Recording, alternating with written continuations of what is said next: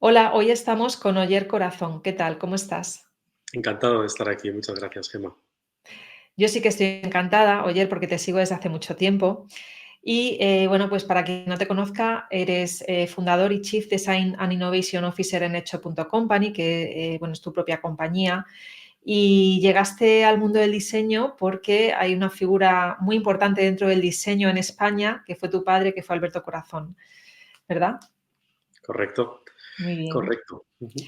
Entonces, yo te seguía desde hace mucho tiempo y tenía muchas ganas además de entrevistarte, pero entre unas cosas y otras lo he ido dejando pasar hasta que ya he dicho, cuando llega el 2024, he dicho, de este año no pasa, tengo que hablar con Oyer. Así que te doy las gracias por estar aquí y por dedicarme este ratito para dar un poco de visibilidad al trabajo que haces. Perfecto. Encantado. Bueno, pues vamos a empezar hablando sobre cómo llegaste al diseño estratégico desde el diseño gráfico, ¿no? Porque comenzaste tu carrera profesional como diseñador gráfico, ¿no? Totalmente. Bueno, también antes de empezar, yo también te sigo desde hace tiempo y para quien esté oyendo y no haya escuchado la píldora de Andrés Botero sobre lenguaje inclusivo, la recomiendo muchísimo porque todas las píldoras son buenísimas y hablan mucho de UX, pero la de Andrés no habla de UX y precisamente por eso creo que hay que recomendarla entre todo el entorno. Y otra mini apreciación, que soy cofundador de Hecho, junto con mi socio barra bro, Nando Abril. Así que vamos a por ello. Me preguntabas cómo llego al diseño estratégico desde el diseño gráfico, ¿verdad? Sí, ¿cómo llegas, das ese salto o quizá no es tan salto? Explícanos del diseño gráfico al diseño estratégico. Perfecto. Me remonto un pelín antes también a cómo llego al diseño gráfico, porque efectivamente mi padre era Alberto Corazón, que falleció hace unos años, era uno de los grandes diseñadores de aquí en España. Eh, Y cuando yo tenía 18 años, pues lo último que quería era trabajar con mi padre, porque por un lado, pues yo era bastante rebelde y por otro lado, pues porque también era una sombra muy alargada. Entonces yo en realidad me gradué en Ciencias de la Comunicación como copywriter, pero copy de los de publicidad, no ni siquiera de UX, porque esto era hace muchísimos años que no existía. Empecé a trabajar en agencias de publicidad y llegó un momento donde me di cuenta que el diseño gráfico is my passion, que como dice el meme. Y entonces fue cuando entré a trabajar en el estudio de mi padre. Esto era en 1999 y estuve trabajando más de una década. Ahí que fue donde además conocí a mi socio Nando Abril, que él llevaba la parte de diseño industrial y yo la parte de diseño gráfico. Tras este breve inciso, que creo que es importante porque quiere decir que yo era un diseñador gráfico que no sabía dibujar. Yo era un diseñador gráfico que no venía de Bellas Artes, sino de Ciencias de la Información. Y en realidad lo que siempre me interesaba más era, cuando me preguntaban qué es lo que haces, fíjate, y esto era en comienzo de los años 2000, yo decía, yo lo que hago es ordenar información. Entonces, me iba dando cuenta que la capa gráfica es muy interesante y desde luego, como te puedes imaginar, en mi casa hablar de Bodoni, por ejemplo, pues es como hablar de Faulkner en la película esta antigua de Amanece que no es poco. Toda la pasión por lo editorial, la gráfica, los pantones, todo eso está ahí imbuido, pero realmente yo empiezo a darme cuenta, y lo recuerdo muy claramente con el proyecto de identidad corporativa de Mafre, que hicimos en el estudio, el logotipo que ahora conocemos de Mafre, y al año de estar trabajando en ese proyecto, que fue un proyecto muy largo, trabajamos mucho codo con ellos y son fantásticos, al año, cuando ya nos estábamos saliendo y ya teníamos todo el manual, yo en una reunión con mi padre decía, justo ahora es cuando me interesaría y me encantaría conocerles más de dentro y hacer otras cosas con Mafre que no sean el diseño gráfico. Todo eso que en esos momentos no sabía muy bien cómo se llamaba, voy descubriendo que se llama diseño estratégico. Y lo voy descubriendo porque en 2007 entro en un máster de la EOI, que es una escuela de negocios de aquí de Madrid, donde es un máster sobre gestión de diseño, donde empezamos 13 estudios que no teníamos ni idea de todo esto, empezamos a enterarnos de qué es esto de la gestión del diseño. Y esto es lo que poco a poco nos va llevando hacia el diseño estratégico a través de una herramienta que co-creamos en ese mismo curso que se llama el árbol estratégico. Entonces, así es como empiezo a darme cuenta que todo lo que... Yo siempre he defendido que en el estudio, que cuando mi padre hacía un logotipo, en realidad estaba trabajando en innovación. Porque para mí siempre esta ha sido la clave. La clave nunca ha sido la formalización de gráfica, sino todo el thinking que hay detrás, todo el pensamiento. Y todo el pensamiento que hay detrás es el design thinking, por supuesto, y es lo que tiene mucho que ver con lo que ahora llamamos el diseño estratégico. De hecho, estoy ahora leyéndome un libro que has escrito, que es ¿Para qué sirve el diseño? Que curiosamente cuando estaba pensando, tú fíjate, Oyer, cómo se conectan las cosas. Yo estaba pensando en que tenía que entrevistarte en algún momento, tenía que contactarte, y yo siempre tengo ese miedo de cuando contacto a la gente que digo, a ver si me va a decir que no. Y yo tenía ese miedo, ¿no? Y de repente fue como una señal, porque estaba en un momento, estaba saliendo de una exposición en el Thyssen, en el Museo Thyssen de Madrid, y fui a la tienda y estaba este libro en la tienda del Thyssen, y lo compré y dije, esto, que esté en este momento un poco pensando en eso, y de repente ver ese libro, digo, esto es una señal de que tengo que escribirte, que me vas a decir que sí, y efectivamente, ¿no? Me dijiste que sí. Y no solo eso, sino que me invitaste a tu casa, estuvimos hablando y en ese momento además me hablaste de toda esta parte estratégica del árbol, que me encantó la metáfora, ¿no? De cómo me hablabas de lo que significaban las ramas, la sombra del árbol, y me pareció muy interesante. Pero volviendo sobre todo ya al tema que también has tocado antes, sobre el lenguaje inclusivo, cuéntame por qué es para ti necesario, porque estando en tu casa tú me dijiste, me llegó en un momento que me vino muy bien escuchar ese episodio de Andrés. ¿Qué fue lo que pasó? Sí, o sea, no sé muy bien cómo plantearlo, pero todo lo que tiene que ver con lo inclusivo, defiendo que es también todo lo que de una forma muy natural hemos hecho los diseñadores. Nuestro primer paso del design thinking siempre es la empatía y desde luego somos campeones de la empatía. Me acuerdo, mi madre me comentaba esta anécdota de cuando yo era pequeño que me encantaba, que me decía, fíjate, Oyer, si eras empático de pequeño, que una vez te pregunto, oye, ¿qué tal llevas el examen de matemáticas? Y me dices, no lo llevo muy bien. Dices, pues si no sabes, pregúntale al profesor, ¿no? Y le dije a mi madre, bueno, es que ahora mismo el profesor se está separando de su mujer y ya tiene muchos problemas. Entonces, hay un mundo ahí de la empatía que es interesante y de la empatía como diseñadores que además tenemos el poder de dar una visibilidad. En el momento en el que Andrés Botero está hablando de lenguaje inclusivo, y es un podcast que no os quiero destripar, yo lo asocio con todo el trabajo que mi padre empezó a hacer con el logotipo de la ONCE y cómo un trabajo de identidad, entre comillas, de hacer un logotipo, en realidad es un trabajo de darle visibilidad a un colectivo absolutamente ninguneado en esos años en España. En esos años en España, en los años 80, tener una discapacidad era estar alejado de la sociedad, era estar escondido en muchas ocasiones. Ujú. Sí, totalmente. Y quizá también ahí empezó para ti lo importante del diseño inclusivo. El lenguaje inclusivo es una parte más. Al final, el diseño inclusivo abarca muchísimo, abarca el lenguaje inclusivo, la accesibilidad. Y también otra parte que me dijiste que te parecía muy importante y de la que si quieres podemos hablar, que es el diseño centrado en seniors. Cuéntame sobre esto. Bueno, diseño centrado en seniors es un...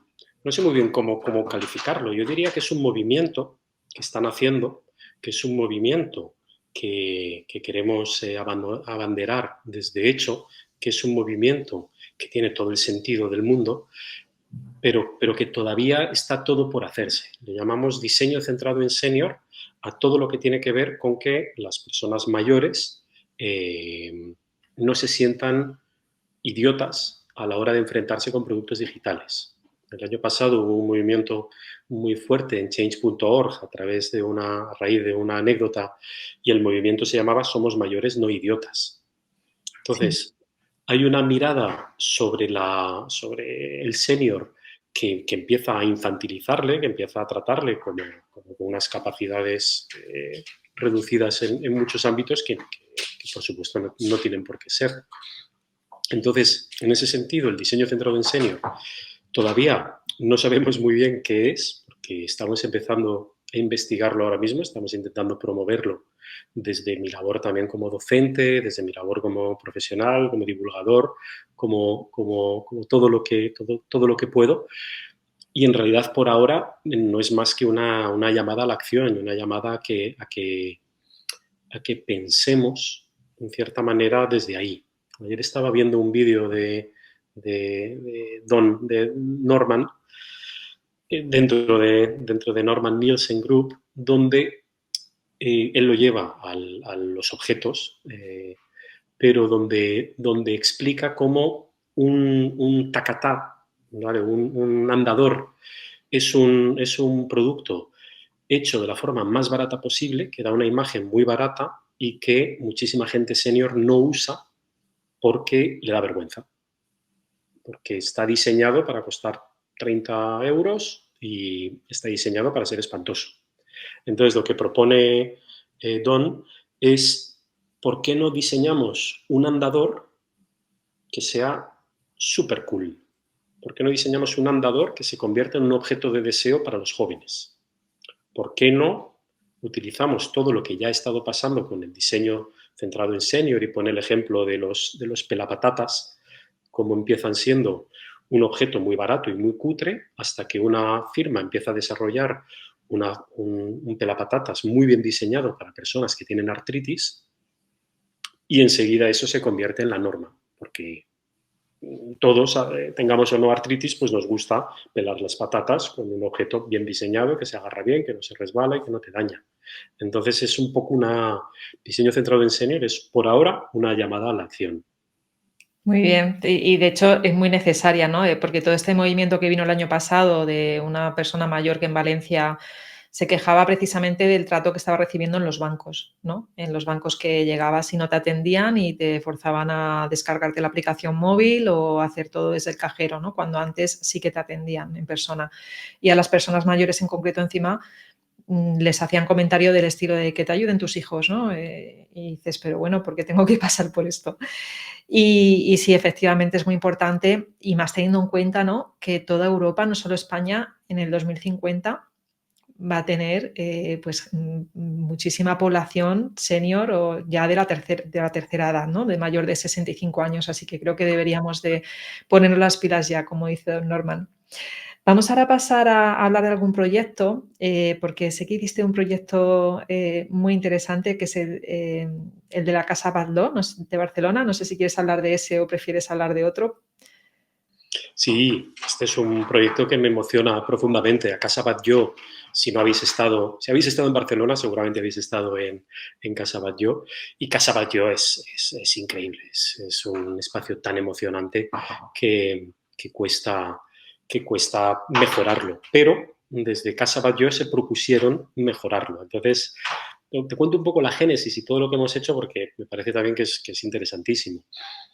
El CEO de Casa Batlló se da cuenta que necesita unas audioguías, pero unas audioguías que se disparen de forma automática, que no dependan de una interfaz. Entonces nos contrata para resolver el diseño de las audioguías. El diseño se da cuenta que necesita unas audioguías, y este es un insight de negocio fantástico, porque dice, si la gente lleva audioguías, habla más bajo. Y si la gente habla más bajo, puede haber más gente dentro de la casa y la experiencia siempre va a ser mejor. Entonces, es una especie de win-win de, oye, pues es verdad, es más agradable una experiencia más inmersiva, más hacia adentro, más introspectiva si estás en silencio, y luego además es muy bueno para el negocio porque puedes meter más gente. Entonces, a partir de ahí entramos diseñando el producto físico, el producto industrial, para a continuación diseñar todo el Customer Experience o el User Experience, como quieras llamarlo. Diseñamos todo el Customer Journey Map desde que una persona en Wisconsin decide visitar Barcelona hasta que la noche después de la visita a Casa Batlló recibe un email que le emociona. Toda esa experiencia, cómo gestionar las esperas, cómo gestionar que le entreguen la audioguía, que además la Casa Batlló abre con unas nuevas experiencias inmersivas también muy espectaculares. Toda esa experiencia la diseñamos, es lo que llamaríamos un trabajo de diseño de servicios, de service design. Por supuesto, nosotros siempre estamos, como veíamos antes, con la mirada de lo inclusivo, con la mirada del impacto, de lo social. Entonces, nuestro trabajo llega un momento que acaba, justo antes de pandemia, por cierto, que por cierto, muy interesante, como ya habíamos diseñado antes de pandemia un sistema para higienizar las audioguías, fíjate qué interesante, que fue casi un ejercicio no de diseño de futuros, pero bueno, un ejercicio donde ya detectamos un insight que después de pandemia fue clave, porque o sea, no hace falta preguntaros si os acordáis. O sea, el mundo de la higienización de repente tomó otro cariz y Casa Batlló ya tenía un mueble de higienización preparado, de audioguías. Pero lo que más me emocionó de todo este proyecto es que recientemente, que fui además a presentar el libro a la Casa del Libro ahí del Passeig de Gracia, que fue emocionantísimo, y pasé por Casa Batlló y me contaron que todo el personal de atención al público, estamos hablando de 1 millón de visitantes al año, de todas partes del planeta, de todos los idiomas, todo el personal de atención al público ahora mismo de Casa Batlló es neurodiverso. Quiere decir que tiene unas capacidades especiales. Quiere decir que el CEO, Gary, ha hecho una apuesta porque la experiencia del usuario, la experiencia del visitante, tenga que ver también con esa capa social de estar dando visibilidad a, como decíamos antes también, colectivos tradicionalmente ninguneados, etc, etc, etc.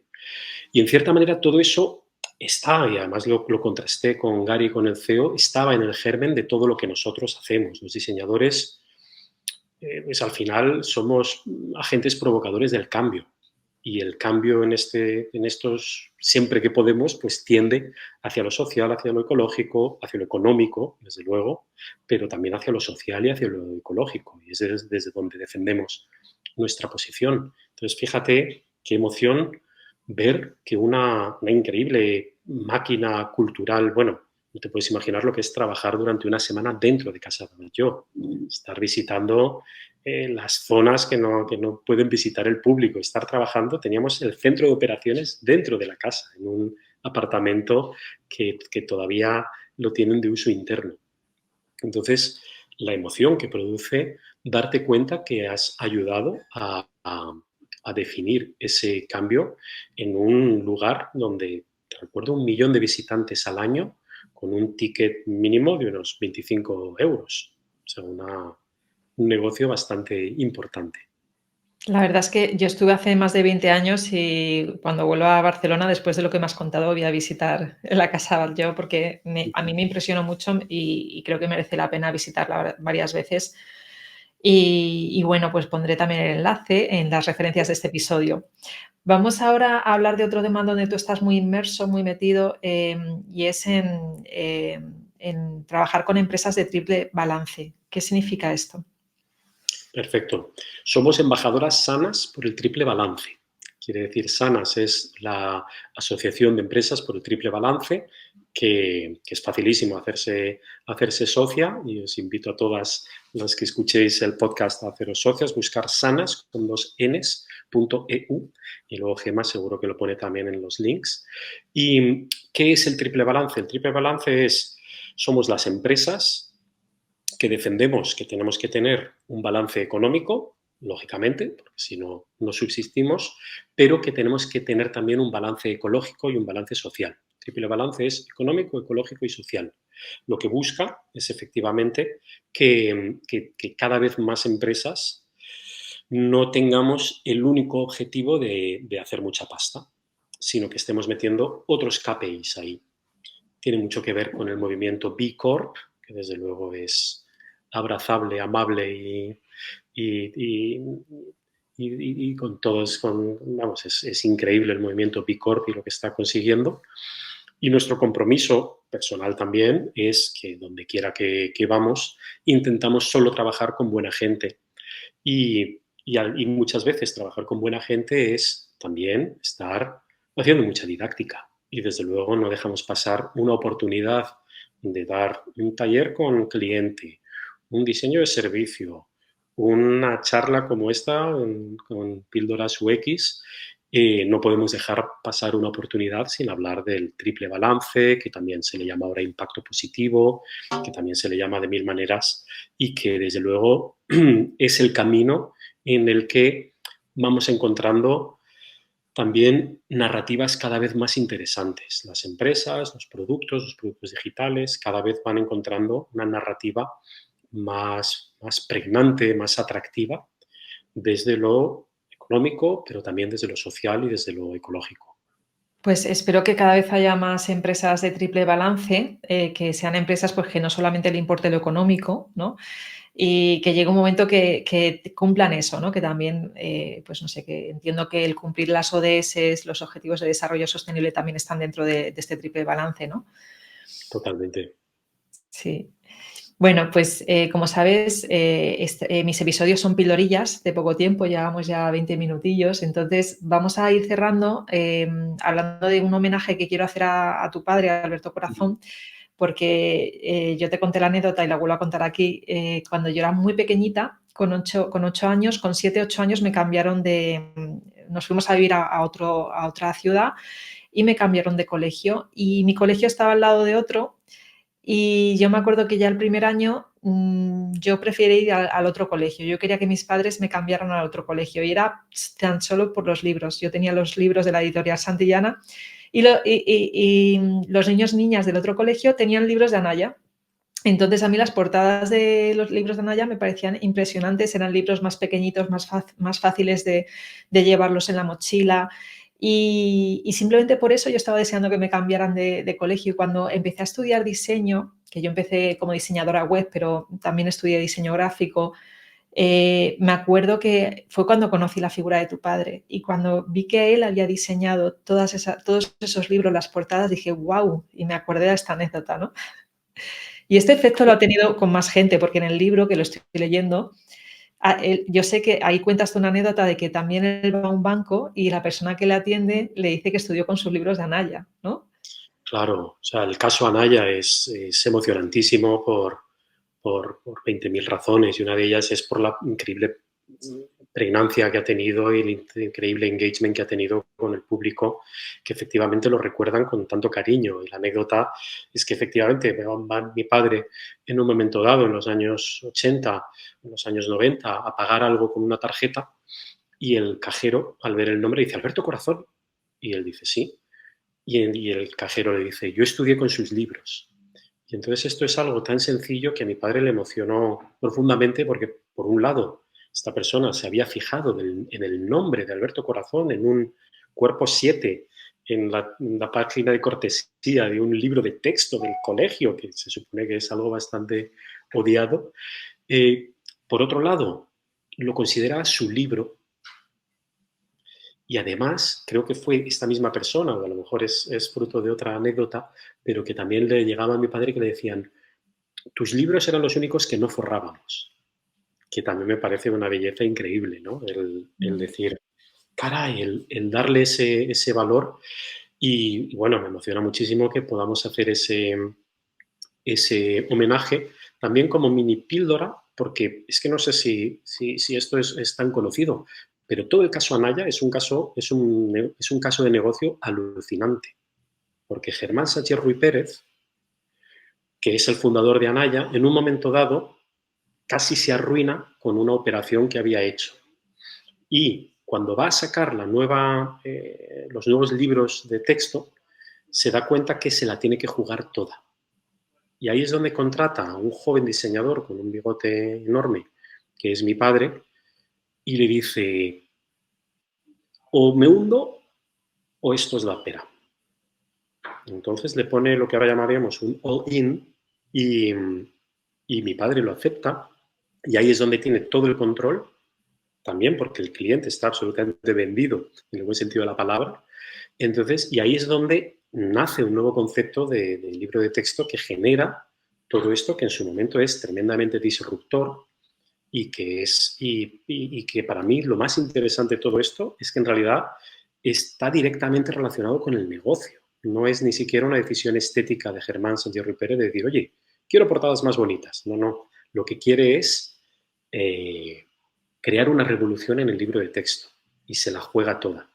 Y ahí es donde entra esa figura del diseñador, que en realidad es gráfico, pero es muy estratégico, porque hace todo esto siguiendo una estrategia y siguiendo los pasos de design thinking de una forma intuitiva. Y bueno, no me enrollo más porque si no nos quedaremos sin material para el homenaje que seguro que va a ser muy, muy emocionante y bueno, a mí me emociona mucho porque soy muy fan de mi padre, creo que es increíble la labor que ha hecho y creo que además es muy bonito leer el diseño gráfico con las gafas del diseño estratégico, que es un poco lo que hacemos en este libro. Totalmente. Tu padre era un diseñador gráfico y diseñador estratégico de servicios impresionante. Y vamos a hacer un homenaje. Será por una parte online, lo subiremos, yo lo quiero subir a mi canal de YouTube para que todo el mundo lo pueda ver y todo el mundo conozca su figura, porque me da mucha pena cuando a veces me llegan estudiantes que no saben quién es. Realmente me da mucha pena. Entonces no quiero que eso suceda. Voy a intentar a través de la divulgación de mi podcast que todo el mundo lo conozca. Y bueno, pues lo traeré al podcast, a YouTube y ya hablaremos de ver si hacemos también algo presencial en Madrid. Pues oye, muchísimas gracias, Oyer, para mí un placer el poder estar aquí contigo. Igualmente, Gemma, me hace muchísima ilusión estar en Píldoras UX. Recomiendo, desde luego, si no has escuchado el resto de podcasts, que lo hagas porque es un formato tan sencillo, tan agradable, que te vas escuchando media horita conforme estás fregando los platos o haciendo cualquier cosa y es una maravilla. Así que mil gracias por invitarme y por dedicarle este tiempo al diseño. Gracias a ti. Hasta luego. Luego. Espero que te haya gustado este episodio. Como he dicho al inicio, tenía muchísimas ganas de entrevistar a Oyer Corazón y además voy a seguir mi colaboración con él porque vamos a hacer un homenaje a Alberto Corazón este 14 de febrero, el Día de los Enamorados. Qué mejor día, ¿no?, para hacer un homenaje a uno de los diseñadores más conocidos y prestigiosos de España.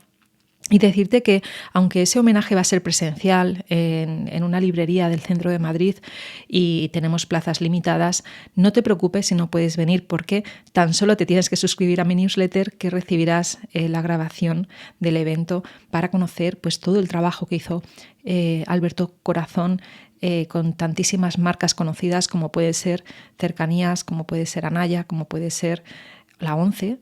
Y bueno, no te lo pierdas. Espero que te apuntes a mi newsletter y recibirás noticias sobre este tema muy, muy pronto. Es en pildorasux.com/newsletter. Apúntate, también te lo dejaré en la descripción del episodio y recibirás toda la información en los próximos días. Hasta luego.